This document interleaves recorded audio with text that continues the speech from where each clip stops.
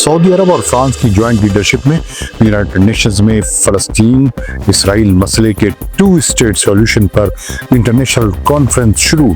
क्या फ़लस्तीन को 1967 के बॉर्डर के मुताबिक रिकॉग्नाइज करने का रास्ता हमवार हो रहा है? आज की वीडियो में इसी पर बात होगी, लेकिन अगर आपने अब तक ये चैनल सब्सक्राइब नहीं किया है तो इसे सब्सक्राइब कर लें और बेल आइकन को क्लिक करना न भूलें ताकि आपको हर नई वीडियो का नोटिफिकेशन वक्त पर मिलता रहे। आज यूनाइटेड नेशंस की जनरल असेंबली में एक हाई लेवल वर्ल्ड कॉन्फ्रेंस शुरू हुई है जिसे international conference for implementation of 2 state solution कहा जा रहा है। इस कॉन्फ्रेंस को जॉइंटली सऊदी अरब और फ्रांस चेयर कर रहे हैं और उसका असल मकसद फ़लस्तीन को तस्लीम कराने और रीजनल पीस के मौक़े को इफेक्टिव बनाने की तरफ एक प्रैक्टिकल रोड मैप बनाना है। सऊदी अरब ने एक बार फिर साफ अंदाज में दावा किया है कि फ़लस्तीनी मसला उसकी पहली तरजीह है। फ़लस्तीनी अवाम के कानूनी हुकूक का सपोर्ट उसकी मुस्तकिल फ़ॉरेन पॉलिसी का हिस्सा है। Saudi foreign minister prince Faisal bin Farhan ने कहा, Saudi Arab king Salman bin Abdul Aziz और crown prince Mohammed bin Salman की लीडरशिप में मिडल ईस्ट में जस्ट एंड लास्टिंग पीस के क़याम के लिए तमाम पॉसिबल कोशिशें कर रहा है। उन्होंने कहा कि फ़लस्तीनी अवाम की लंबी मुश्किलात ख़त्म करना, ऑक्यूपेशन के खिलाफ जारी कॉन्फ्लिक्ट को रोकना और वायलेंस से निजात हासिल करना ज़रूरी है।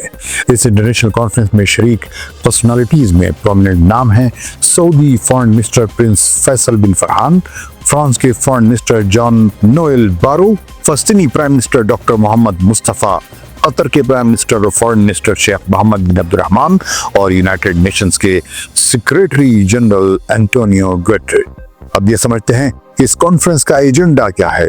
सऊदी अरब के चैनल अल अरबिया ने सोर्सेस के हवाले से कहा है कि कॉन्फ्रेंस के ताल्लुक से 8 मुख्तलिफ कमेटियां जून में ही बन चुकी हैं, जिसका मकसद फ़लस्तीन को स्टेट या मुल्क की शक्ल देने के लिए पॉलिटिकल, इकोनॉमिक और सिक्योरिटी फ्रेमवर्क की तैयारी। Spain, Jordan, Indonesia, Italy, Japan, Norway, Egypt, Britain, Turkey, Mexico, Brazil, Senegal, Arab League और यूरोपियन यूनियन इन कमेटियों के मेंबर हैं। ये कमेटियां सॉवरेन पैलेस्टीनियन स्टेट के क़याम, उसके सिक्योरिटी अरेंजमेंट्स, अमन और उसकी इकोनॉमिक वायबिलिटी, पोस्ट वार रिकंस्ट्रक्शन, इंटरनेशनल लॉ और 2 स्टेट सॉल्यूशन की हिफाजत जैसे इश्यूज पर काम कर रही है। फ्रांस इसमें काफ़ी एक्टिव है और उसने जल्द ही फ़लस्तीन को रिकॉग्नाइज करने की बात कही है।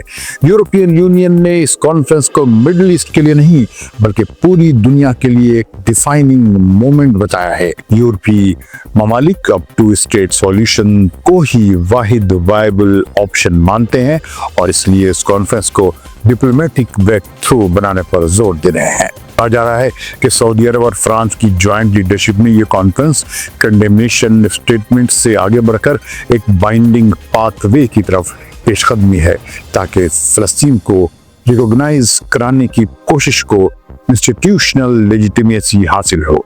सऊदी अरब ने वादे किया है कि वो 1967 की सरहदों पर फ़लस्तीन का क़याम चाहता है और चाहता है कि ईस्ट यरूशलेम ही उसका कैपिटल हो। ये दरअसल तमाम अरब मुल्कों का जॉइंट अरब पीस प्लान है जो किंग अब्दुल्ला के ज़माने में तमाम अरब मुल्कों ने मिलकर बनाया था और उस पर अमल को ही सऊदी अरब इसराइल के साथ अब्राहमी कॉर्ड पर दस्तखत के लिए शर्त के तौर पर पेश करता है।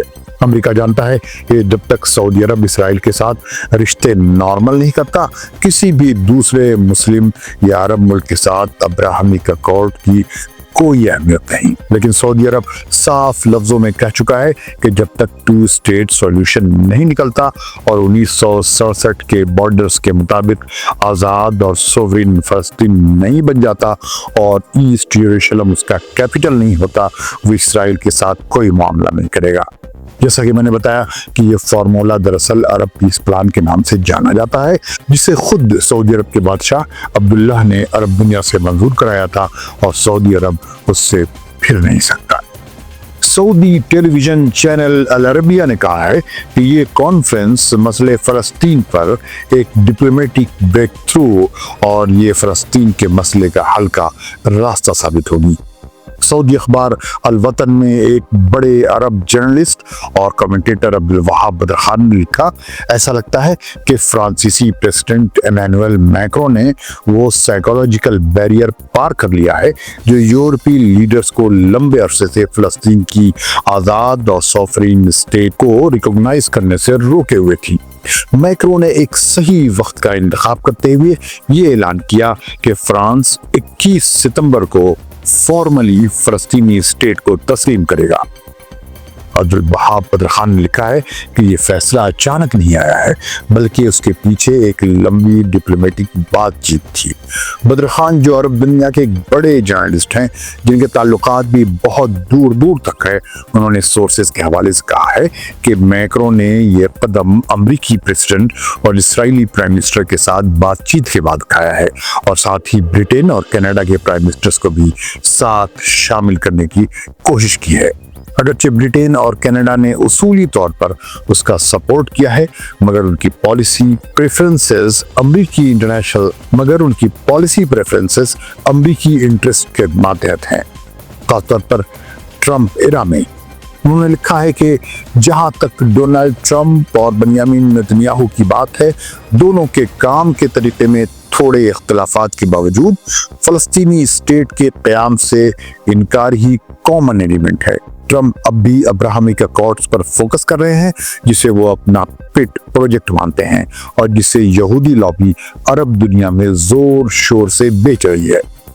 ये अल्फाज हैं सऊदी अखबार अल वतन में छपे अब्दुल वहाब बदर खान के मज़मून के। मैक्रो ने फलस्तीन के रिकॉग्निशन के लिए ये वक्त मुनासिब क्यों समझा?